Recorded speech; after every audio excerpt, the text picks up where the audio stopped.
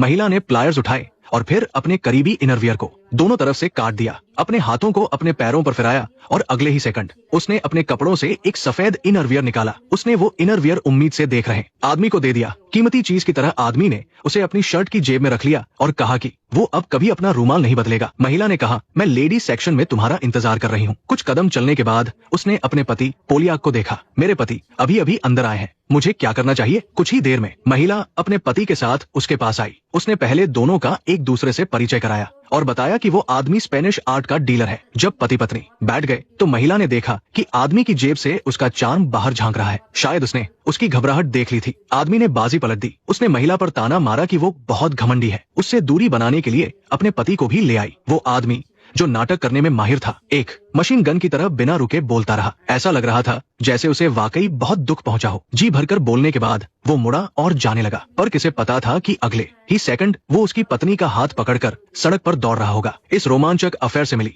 खुशी ने दोनों को बेकाबू कर दिया था। उनकी सबसे गहरी इच्छाएं उनकी आखिरी सीमाओं को तोड़ रही थी। जल्द ही वे एक होटल पहुंचे। आगे का कंटेंट बहुत ज्यादा एक्साइटिंग है, इसलिए मैंने आप सबके लिए पहले ही देख लिया है। अगली सुबह एक रात की दीवानगी के बाद भी दोनों का मन नहीं भरा था। तभी एक जानिब जानी फोन की घंटी बजी। महिला के पति पोलिया की ही कॉल थी। उसने अपने अंदर की घबराहट को दबाते हुए फोन उठाया। पता चला कि पोलिया को उनके अफेयर के बारे में पता चल गया था। वो बहुत हैरान था कि 6 महीने से उसके साथ रहने वाली पत्नी ने उसे धोखा दिया। इसके बावजूद उसने अलग होने का फैसला किया। पति की ये उदारता एक तेज चाकू की तरह उसके दिल पर वार कर रही थी। इसके बाद उसने आदमी को बताया कि उनका अफेयर सामने आ गया है। उसे लगा था कि आदमी थोड़ा घबराएगा, पर क्या आपको उसकी हालत देखकर ऐसा लग रहा है? जब बर्लिन अपने खूबसूरत ख्यालों में खोया हुआ था, तभी रॉय का फोन आया। पता चला कि आखिरी ज्वेलरी भी ऑक्शन हाउस पहुंच चुकी है और आज रात उनके पास आखिरी मौका है। उसी समय महिला खिड़की पर खड़ी बर्लिन को हाथ हिला रही थी। इस समय बर्लिन को लगा होगा कि वो उसके साथ भागने वाली है। दोस्तों, आंखें खुली रखना, आगे एक जबरदस्त खींचतान वाला सबक है। महिला ने बर्लिन को बताया कि उसका पति उसे डिनर पर ले जा रहा है और वो भी कल की बेइज्जती के लिए उससे माफी मांगने के लिए। ये देखकर मेरा तो सीपीयू ही धुआं छोड़ने लगा।